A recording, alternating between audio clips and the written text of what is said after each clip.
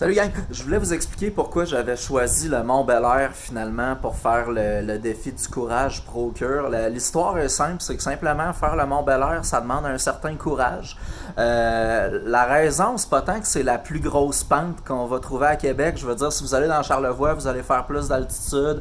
Si vous montez dans le parc des Laurentides, vous allez monter plus. Par contre, à Québec, si vous voulez monter quelque chose de plus à pic, c'est à peu près impossible.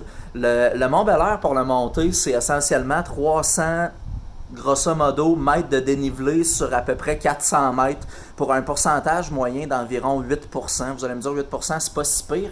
Je suis d'accord avec vous. Le Mont Bel-Air en tant que tel, 8%, c'est pas si pire. C'est qu'il y a des bouts qui sont vraiment, vraiment, vraiment durs sur le Mont Bel-Air. Puis ce que vous voyez juste ici, je vous ai mis une représentation visuelle de quoi ça ressemble. Fait que quand vous commencez, vous avez 1 km, tout ce que vous voyez, c'est du vert, c'est du jaune, puis tout va bien.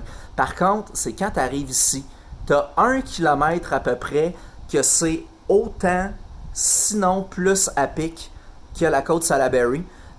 Puis c'est plus long aussi. Fait que longue histoire pour dire, moi je l'ai déjà monté la côte Salaberry à un moment donné pour me faire un petit défi, puis en arrivant en haut, c'était bon, c'était tough, mais c'était pas si pire. Le Mont Bel-Air, les 2 dernières fois que je suis allé, c'est exactement à l'endroit que vous voyez là que j'ai cassé la première fois. Parce que ce qui arrive, c'est que, comme vous voyez, vous voyez pas sur la carte, il y a comme un petit tournant.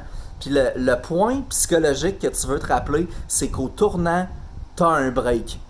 L'affaire qu'il faut que tu te rappelles, c'est que c'est pas exactement au tournant que tu as un break. C'est juste un petit peu après le tournant.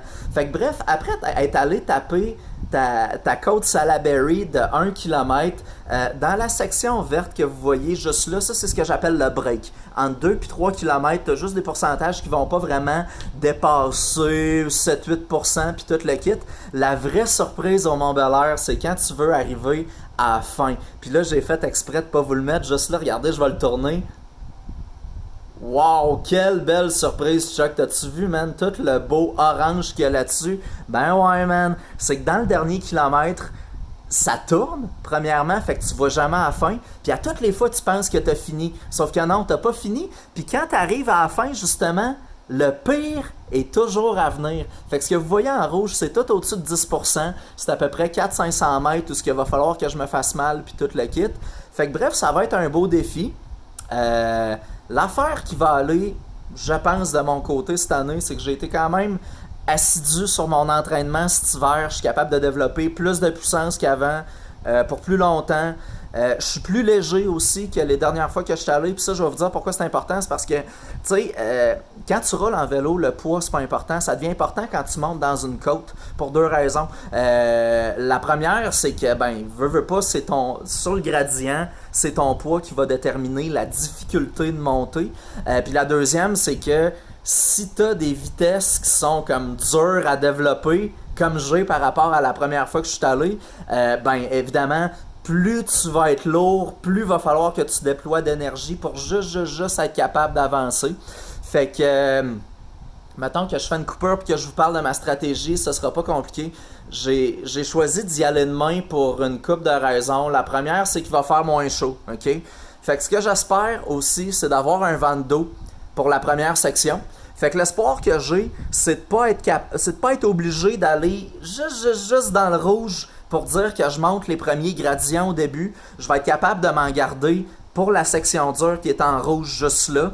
Il y a aussi le fait que je suis meilleur pour grimper assis versus debout sur mes pédales. Fait que j'ai l'impression que ça va me garder plus d'énergie que les dernières fois que je suis allé où j'avais été obligé de monter debout tout de suite puis qu'à un moment donné tu te ramasses où t'as quasiment plus mal au bras. Tu sais que t'as mal aux jambes ou mal au cardio pour monter. Fait qu'en tout cas, je me garde les doigts croisés. Moi, je me dis que si je passe ce coin-là, puis que ça va bien aller, puis je vais me rendre en haut. Mais la suite, on va la savoir demain. Puis je vais être 100% honnête avec vous autres, man. Honnêtement, j'ai peur de pas réussir. Je suis allé 3 fois au Mont Bel-Air dans ma vie, puis je l'ai monté rien qu'une fois. C'était en 2016. J'avais pas exactement la trentaine encore non plus. Puis j'étais particulièrement léger cette année-là. Je suis retourné en 2017, je suis retourné en 2018, puis ça a pas fait. Je suis pas retourné en 2019 parce que je savais que ça le ferait pas. Fait que je suis content de me taper ce défi-là avec vous autres, pour être honnête. Puis, la vérité, on va la savoir demain.